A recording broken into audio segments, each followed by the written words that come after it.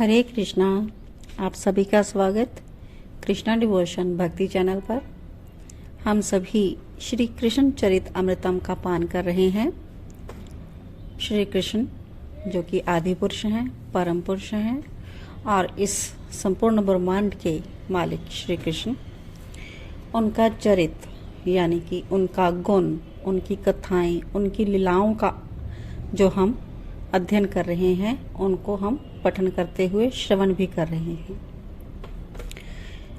और अमृतम यानी कि अमृत,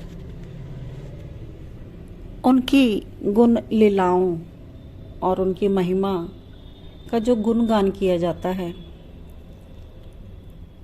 इसको हम एक अलग जरिए से मैं आपको एग्जाम्पल से समझाती हूँ। जिस प्रकार से कोई भी हम वस्तु विशेष देखते हैं, जैसे कि एक सेब मान लीजिए, अगर हम सेब देखते हैं तो वो देखने की वस्तु हुई और उसके बाद हम उसको चखते हैं तो वो खाने की वस्तु हुई। और जब हम उसका जीभा के द्वारा स्वाद लेते हैं यानी कि उसके रस का जो हम पान करते हैं तो वो पोषक तत्व हो गया। और अब वो पौष्टिक जो तत्व हुआ वो हमारे जो शरीर को पुष्ट करता है, तो वो हमारे लिए अमृत के समान हो गया। इसी प्रकार जो हम श्री कृष्ण की चरित्र, गुण, लीलाओं, महिमा का गुणगान श्रवण करते हैं, ये तो उनका एक बहुत ही महत्वपूर्ण हमारे लिए प्रसाद है और इसको हम अपने कर्णपुटों के द्वारा श्रवण करते हैं। अब वो जो रस है वो हमारे हृदय के अंदर प्रवेश कर गया। अब हृदय के अंदर प्रवेश करके वो जो रस है जो हमने श्रवण किया, जिसका हमने आस्वादन किया, वो रस अमृत बन जाएगा। और अब इसका क्या कार्य है, ये हमारी आत्मा को परमात्मा के साथ जोड़ने में हमारे इसको वृक्ष को फलीभूत करेगा। जो हमारे हृदय में जो एक प्रेम का बीज है उसको फुटित करेगा। वो प्रेम फुटित होगा तो श्री कृष्ण के प्रति प्रेम का अंकुर फुटित होगा, तो जो हम रस का पान कर रहे हैं तो उसके द्वारा वो एक पेड़ का रूप धारण करेगा।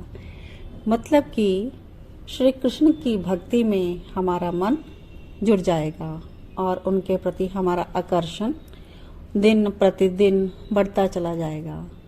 तो ये श्री कृष्ण चरित अमृतम का हम पान कर रहे हैं। तो आप इसी प्रकार रस का आस्वादन करते हुए अपने कर्णपुटों के द्वारा अपने हृदय को शुद्ध बनाएं ताकि इसमें परमात्मा विराजमान हो सके। तो आज हम भाग 132 श्रवण करेंगे। हम पिछले एपिसोड से गोवर्धन पूजन किस प्रकार स्टार्ट हुआ और गोवर्धन पूजन में 56 भोग की झांकी कौन कौन सी लगाई गई और किस प्रकार से गोवर्धन जो गिरिराज जी हैं उनका जो है कि अभिषेक किया गया। श्री कृष्ण ने स्वयं मानसी गंगा सभी नदियों को आमंत्रित करके प्रकट की, हम सब ने श्रवण किया। आज हम इसके आगे श्रवण करेंगे 7 कोस की परिक्रमा। आइए श्रवण करते हैं। गोवर्धन पर्वत की पूजा जब की गई तो गिरिराज गोवर्धन प्रकट रूप में सबको प्रत्यक्ष दर्शन दिए। अब प्रकट होकर 56 भोग आरोग रहे गिरिराज महाराज को जब मनसुख ने देखा तो वो श्री दामा से पूछा उसने, क्योंकि सबसे ज्यादा मनसुख ही बोलता है। हम सब ने काफी पिछले भागों में श्रवण किया। अब मनसुख यहाँ पूछ रहा है श्री दामा से, अपना कन्हैया लग रहा है ना गोवर्धन, पर इसके तो 4 हाथ हैं। श्री रामा बोला, हमारे कन्हैया के तो 2 ही हैं। हाँ, अगर 4 हाथ के स्थान पर 2 ही हाथ होते तो क्या कन्हैया नहीं लगता ये गोवर्धन?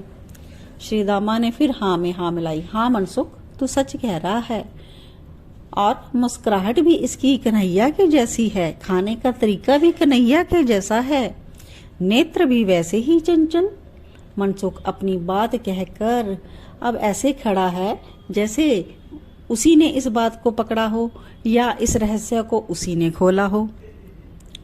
तो वो अब कुछ देर बाद मनसुख श्री दामा के कान में कहने लगा कि ऐसा नहीं लग रहा ये गोवर्धन बहुत दिनों से भूखा है।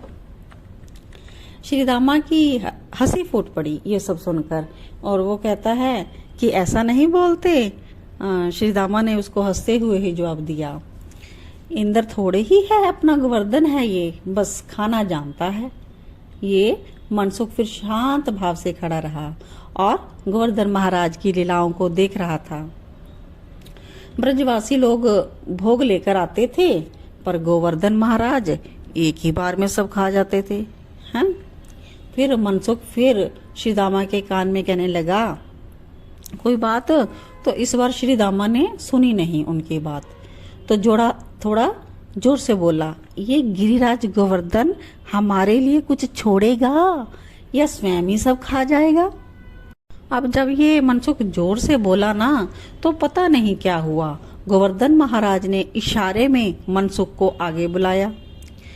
तो अब श्री दामा ने कहा, अब जा, खूब बोल रहा था ना, अंतर्यामी है गोवर्धन महाराज, मजाक उड़ा रहा था तू, अब फल भी भुगत जा अब आगे।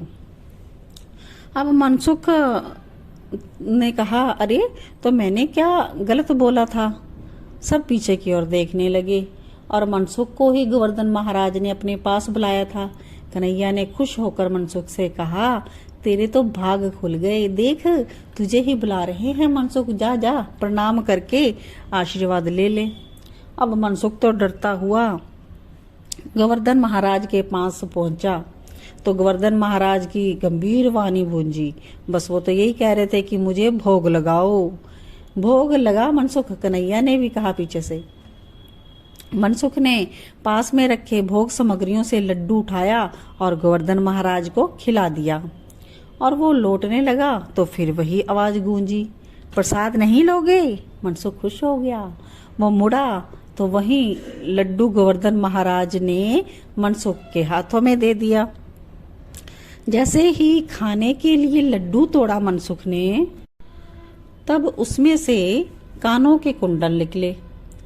तब उसने कन्हैया को दे दिए कि ये तू रख ले। लड्डू को तो खा गया, पर उसमें से जो स्वर्ण के कुंडल निकले उसे कन्हैया को दे दिया। कन्हैया हंसे, ये तो लड़कियों के कुंडल हैं, तो हाँ मेरी भाभी को पहना देना। मनसुख सहजता में बोला, तेरी भाभी? हाँ मेरी भाभी, ला दे कुंडल, मैं उसी को दे देता हूँ। ये कहते हुए श्री राधा रानी के पास मनसुख गया और उसके हाथों में दे दिया। अब श्री राधा रानी तो शर्मा गई।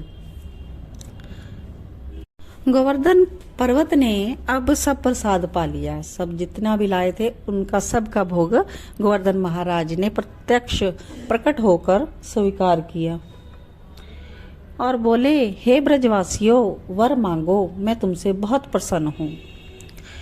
उद्धव जी विदुर जी से कहते हैं कि तात अद्भुत बात ये हुई वहां पर कि सबने यही वर मांगा। क्या मांगा? कन्हैया के प्रति हमारा प्रेम ऐसा ही बढ़ता रहे, कन्हैया ही हमारा एकमात्र प्रिय हो, बस यही सबने मांगा। और श्री राधा रानी ने हाथ जोड़कर और नेत्रों को बंद करके मांगा, मेरा सुहाग श्री कृष्ण ही बने। मैया यशोदा ने मांगा, मेरे लाला पर कोई कभी विपदा ना आए। लेकिन सबने मिलाकर श्री कृष्ण के लिए ही मांगा। क्यों? क्योंकि श्री कृष्ण के सिवा इनका कोई है ही नहीं। अब गोवर्धन महाराज ने तथा अस्तु कहकर अंतर्ध्यान हो गए वो भी। तो अब इस आश्चर्य से, जो एक आश्चर्य हो गया, उससे मनसुख बड़ा प्रसन्न है। वो क्या है कि सब लोग सोच रहे थे कि सारा का सारा भोग गोवर्धन महाराज पा लेंगे, और पा भी लिया, सारे थाल खाली हो गए। लेकिन जैसे ही गोवर्धन महाराज अंतर्ध्यान हुए, थालों में भोग का प्रसाद पहले जैसा ही था, वो सब भर गए। कन्हैया ने साष्टांग प्रणाम किया गोवर्धन को, और फिर तो सबने प्रणाम किया। मनसुख ने तो बारंबार प्रणाम किया। क्यों? क्योंकि भोग प्रसाद उसके सामने आ गया था। अब पंगत लगा दी सबकी। महर्षि शांडिल्य ने कन्हैया से पूछा कि प्रदक्षिणा पहले लगाई जाए या फिर भोग खाकर सब बैठकर पाएंगे, है ना? तो हाथ जोड़कर कन्हैया ने कहा, नहीं महर्षि, ये अर्चना इंद्र की नहीं है जिसमें भूखों रहना पड़े, व्रत उपवास करना पड़े। ये तो गोवर्धन महाराज का प्रसाद है। सब पाएंगे पहले प्रसाद, फिर उसके बाद नाचते गाते गोवर्धन की परिक्रमा देंगे। महर्षि भी इस तरह से बात सुनकर गदगद हैं इस शालग्राम स्वरूप गोवर्धन की पूजा करके। अन्य कोई भी द्विज जब इस गोवर्धन पूजा का रहस्य जानना चाहता है तो महर्षि शांडिल्य उससे कहते हैं, ये गोलोक धाम के विशाल शालिग्राम हैं। शालिग्राम से भी ज्यादा इनकी शिला पूजने का फल है। ये सदा हरिदास वर्य हैं, यानी समस्त हरिदासों में श्रेष्ठ ये हरिदास, उनको सबसे प्रमुख नाम दिया गया है गोवर्धन महाराज जी को। तो सबने प्रसाद पाया। कड़ी भात, बाजरे की खिचड़ी, जो हमने 56 भोग श्रवण किए, वो सभी इस गोवर्धन पूजन में आवश्यक बना दिया था कन्हैया ने। बाकी अन्य मिष्ठान पकवान, नाना प्रकार के व्यंजन, ये सब अब प्रसाद है, तो इसलिए सबने आनंदित होकर प्रसाद पाया। फिर महर्षि ने कन्हैया से पूछा कि परिक्रमा, गोवर्धन नाथ की प्रदक्षिणा। कन्हैया ने कहा, आगे आगे गो को किया गया। आगे आगे गौएं चलेंगी, सुंदर सुंदर गौएं। हल्दी के छापे उनकी देह पर लगाए गए थे और सोने के सींग मड़ी गई थी, चांदी के खुर मड़े हुए थे उनके। इनको आगे आगे रखा जाए सबसे पहले, फिर ब्राह्मणों को इनके पीछे रखेंगे, फिर जिसमें कि महर्षि शांडिल्य इत्यादि भी थे, और उनके पीछे ब्रजराज जी, वृषभान जी, जो गणमान्य व्यक्ति थे, और उनके पीछे ब्रजवासिन थी। सुंदर सुंदर सजी धजी गीत गाती हुई चल रही थी। तो बरसाने वाली सखियां अलग थी और नंदगांव की अलग। श्री राधा रानी ने आनंदित होकर गीत गाना शुरू किया। सब पीछे गा रही थी, गोवर्धन महाराज तेरे माथे मुकुट विराज रयो, गोवर्धन महाराज, हाँ महाराज तेरे माथे मुकुट विराज रयो। इस प्रकार से सब गीत गाते हुए पीछे पीछे चल रहे थे। दान घाटी से परिक्रमा प्रारंभ हुई। सबने प्रणाम किया इस भूमि को और चल पड़े। और क्या दिव्य शोभा बन गई थी उस गोवर्धन परिक्रमा की। बीच बीच में सखाओं के मध्य चल रहे हैं कन्हैया, दूसरों को नचाने के लिए उकसाते। तब वो ग्वाला जब नाचता तब सभी हंस हंस कर पागल जैसे ऊंची ऊंची हंसते सभी। तब जतिपुरा में सब परिक्रमार्थी पहुंचे। जतिपुरा गोवर्धन पर्वत का मुख कहा जाता है। यहाँ ग्वालों ने दूध से गिरी गोवर्धन का अभिषेक किया। कुछ देर पूरी श्रद्धा से प्रणाम निवेदित करते हुए फिर ये लोग आगे बढ़े। राधा कुंड, श्याम कुंड पहुंचे। इन कुंडों में सबने स्नान किया। पता ही नहीं चला 7 कोस कैसे जल्दी पूरे हो गए। श्री राधा रानी ने ललिता सखी से कहा, ऐसा लग रहा है मिनटों में ही पूरी हो गई परिक्रमा। क्यों? क्योंकि दान घाटी आ गई थी और अब परिक्रमा पूरी करके सब लोग अपने अपने घरों में जाने वाले थे।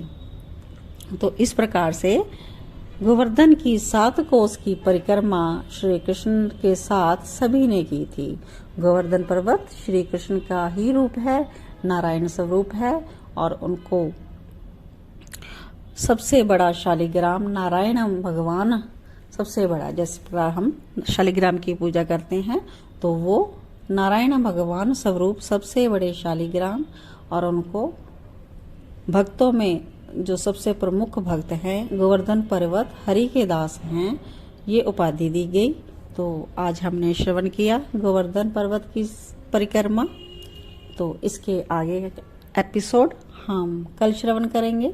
इसके आगे, क्योंकि अब गोवर्धन की पूजा हो गई है, तो इसके आगे इंद्र जो है वो क्रोधित होगा, तो वो हम कल के एपिसोड में श्रवण करेंगे। तब तक के लिए जय श्री कृष्णा। योगेशं सच्चिदानंदं वासुदेवं व्रजप्रियं धर्म संस्थापकं वीरं कृष्णं वन्दे जगद्गुरुं। कृष्णं वन्दे जगद्गुरुम्।